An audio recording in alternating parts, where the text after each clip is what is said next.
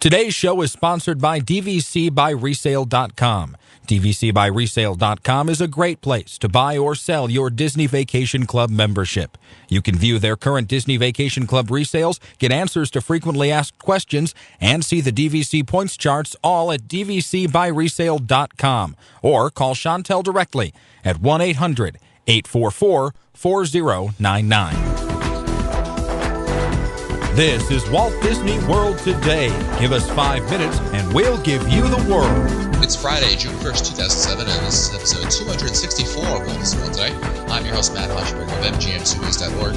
On the show today is Mike Newell of Mouse World Radio. Welcome, Mike. I'm back home, and I didn't get my Mr. Softy. Also on the show today is Len Testa of The Unofficial Guide to Walt Disney World. Welcome, Len. How's it going, Matt? Outstanding.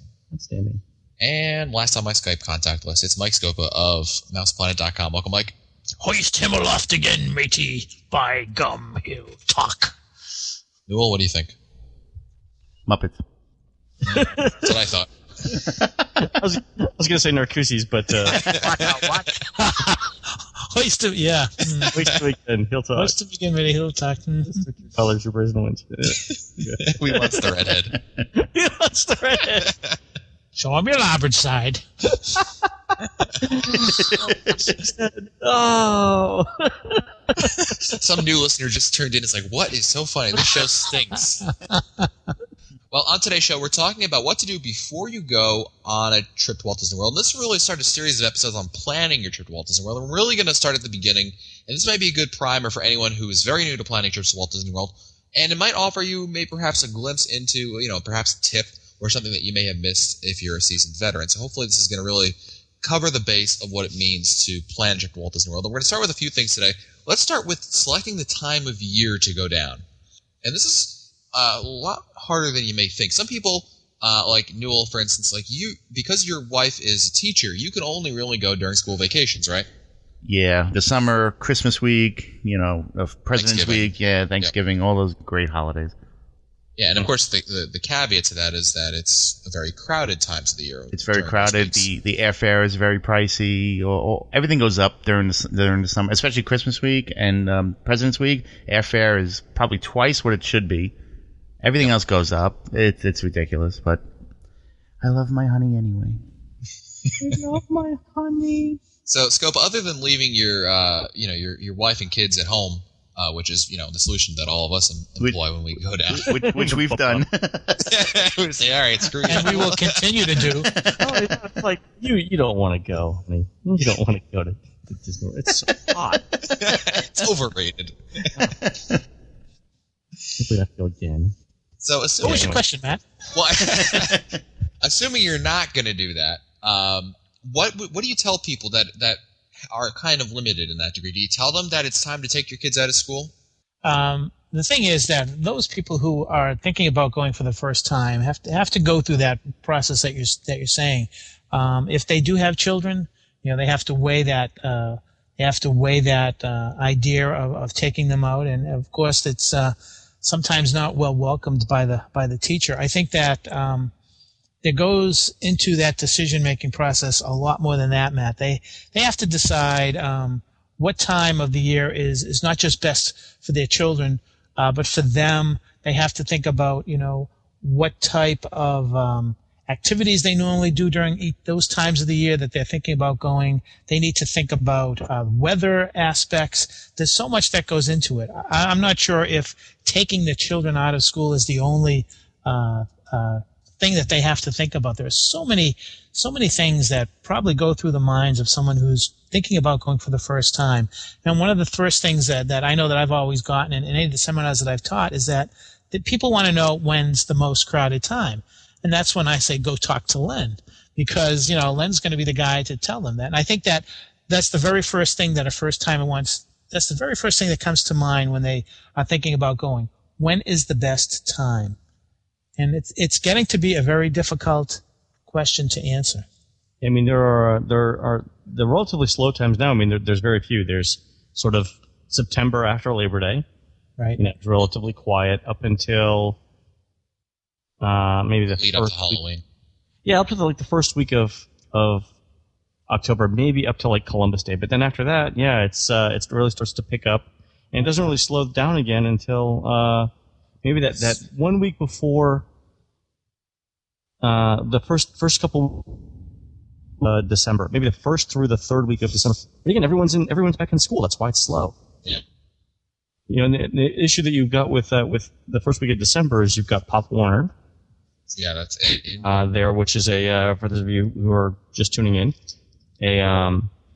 a little league for football that does its annual championship games in Orlando the first week of December. And it's also a time for quite a few conventions in the Orlando area as well. Yeah. Remember last year, Len, there were, I mean, obviously we go down there for Mouse Fest, but if you recall, Len, there was such a lack of rooms during that first week in December because there was like a crazy amount of conventions going on in the Orlando area.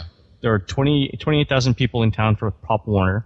There were 40,000 in town for the Performance Racing Industries (PRI) convention. So that's that's almost 70,000 people right there. And I think there were a couple other conventions too, a medical convention and a couple other things that pushed it over 100,000 people, which is just a lot of people. So that's really the downside. And so I think for most people, especially if you're taking kids, the choices are take them out at some point during the school year, or go when everyone else is going and hope for the best in terms of crowds.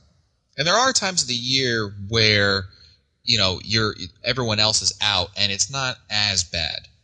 If you a lot of people who go to perhaps school in the South, they get out of school in May, and really up until about June, the month of May is a pretty good month to go. Who gets out in May? Oh, I know. They're called truants. Yeah. Evidently, I don't know. Not my. I mean, when I went to school, it was June. Yeah. The kids June for my daughter too. A lot of kids in the South get out in May and they get back in like August. Like it's getting ridiculous. Almost in July they're coming back to school. Yeah. But I mean, that's one particular time that's decent. And of course, if you've got one of those weird schools that like contract, some schools don't have February and April breaks. They consolidate it. Yeah. Yeah. Well, year-round schools are becoming more popular, and they've got 2 weeks off every quarter, roughly.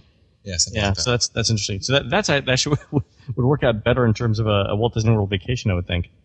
If you've got a break, say in end of March, end of June, end of September, and then December, that would work out fairly well. There's a caveat that goes with that, though, Len, and that is that when someone who is thinking about going down for the first time is thinking about, hey, maybe I should go in March, or maybe I should go in September, they have to realize that depending upon what time of the year they go, there may be some things that they need to realize. That is, park operating hours are at a different level than they would be, let's say, in the summer months. There's also refurbishing schedules. Imagine going to Walt Disney World for the very first time and being really excited about seeing Pirates of the Caribbean and finding out that it's being refurbished. Or if you're going this year, let's say you were going during the summer and, oh my God, Haunted Mansion's closed. Oh my God, Spaceship Earth is closed too. Yes, that's a good point about touring off season. The parks aren't open quite as long. In fact, and they may not be open. It might be like for the Magic Kingdom, it's probably 4 hours less per day that it's open. And for the Animal Kingdom, it's probably 2 or 3. Yeah, right. And some of the major rides might not be operating because that's when Disney typically does refurbishments. But, I mean, it's only going to be a handful of attractions at most, and the lack of crowds might make up for it. Well, also, if the park operating hours is a concern, then you definitely looking at a candidate for staying on the property so that you can make use of extra magic hours. Yep, good point. So what are the slowest times? It's we said September after Labor Day through the first week of October. Yeah, sort of like starting the second week of December through perhaps the 20th. Right. Is good. After New Year's, I mean, you're gold until about get the marathon week. Yeah, after the marathon on that. Marathon's a very after the marathon. Even Martin Luther King Day is not very much in terms of. You're probably good from like the second week of January through third week in February. Yeah, President's Day, which in 2008 is until I think the 19th or so. Yep.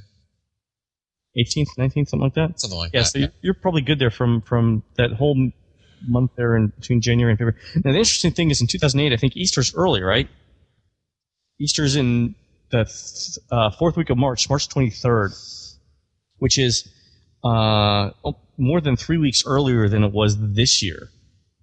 And the problem with that is that what you're going to see is college and public school, K through 12, breaks are going to collide in March, and it's just going to be a nightmare in terms of getting airfare.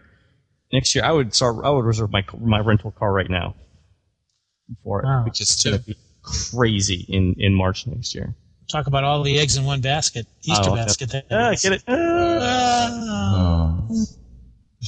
Those are probably the best times. It's interesting. I talked to a teacher the other day who had not what you would expect would be the kind of opinion that you would think they would have as far as taking kids out of school. She was like, "Yeah, go do it." I mean, I say so. Don't ask my wife that. I know. I'm sure teachers have different opinions. But She's got a strong opinion on that. She said the reality of it is that you'd like to think that the kids are sitting there attentive every single day, soaking up whatever knowledge the teachers are imparting. Practically speaking, if they get half of what they're being told in any given instruction, that's a win. That's optimistic, and that rebuttal now from Mary Scopa. I know if it's that Mary Newell. You want me to get her? I'll go get her. She'll tell you. we Carol don't have would time to say the edit same out all the profanity. I'll be getting a lot of beep beep beep beep beep beep beep.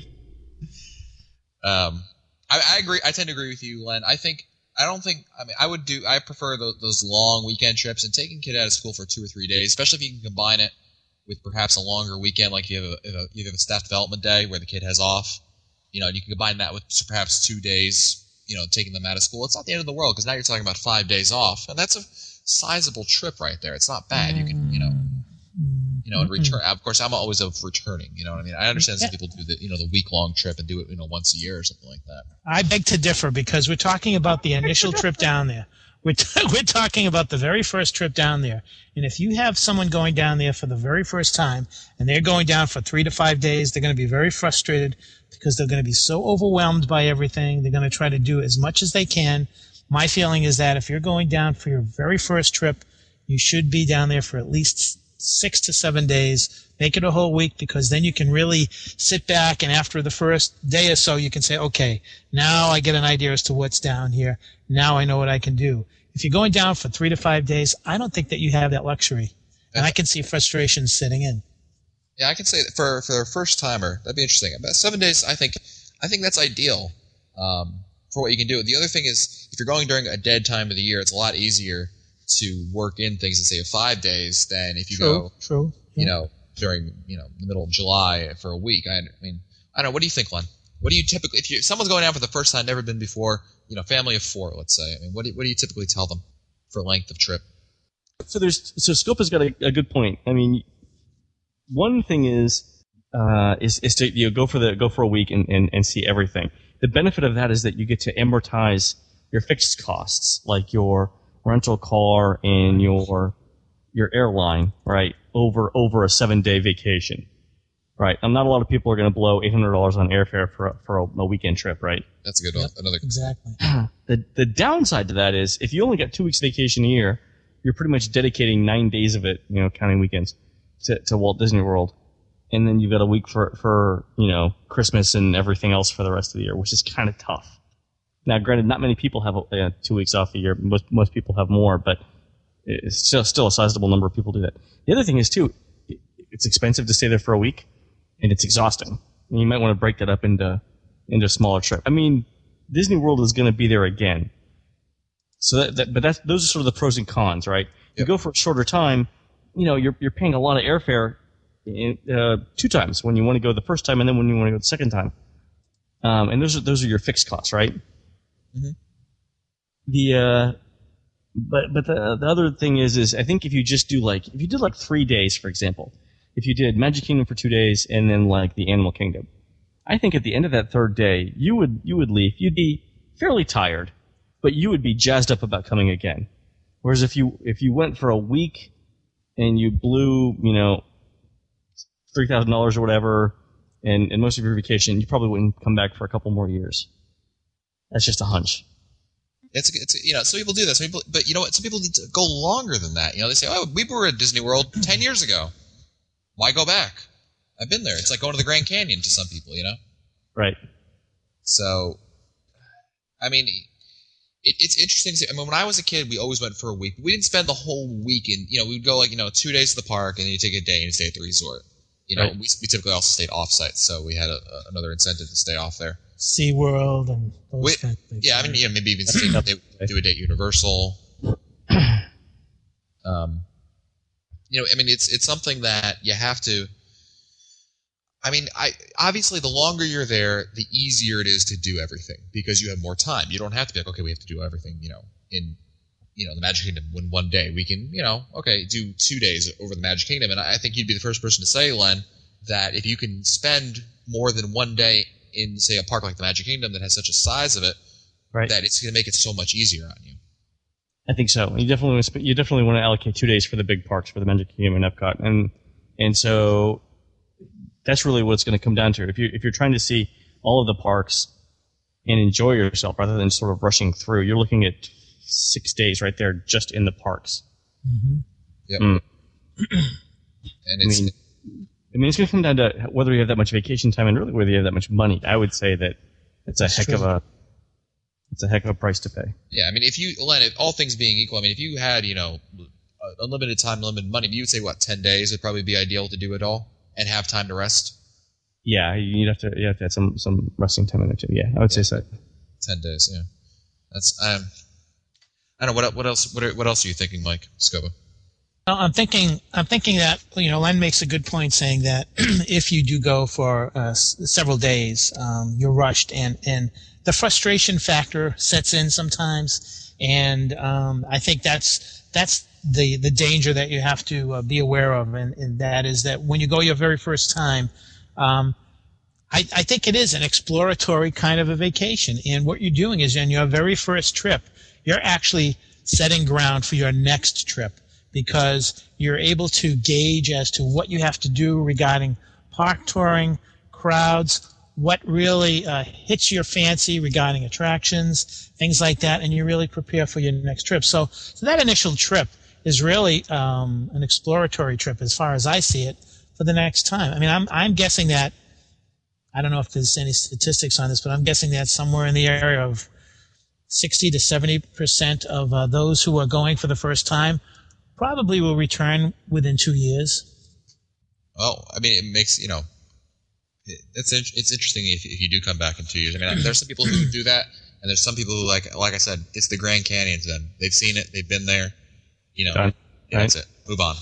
But Len's point, too, about the money is important, and that is that when people decide as to when they go and how long to go, how long for them, what their length of stay should be, there's a direct correlation between those two and how much money they're going to be spending. So that is also needed to be taken into consideration. Well, that's it for us today. If you want to find our older episodes, read our show notes, or send us your comments, visit the Walt Disney World Today website at www.wdwtoday.com. You can also email us your questions by emailing questions@wdwtoday.com. For Len Testone, Mike Scoba, and Mike Newell, I'm Matt Hodgeberg. We'll see you on the next show. Today's show is sponsored by DVCBuyResale.com. DVCBuyResale.com is a great place to buy or sell your Disney Vacation Club membership. You can view their current Disney Vacation Club resales, get answers to frequently asked questions, and see the DVC points charts all at DVCBuyResale.com. Or call Chantel directly at 1-800-844-4099. Tell Washington, lower the Internet radio royalty rate. SaveNetRadio.org.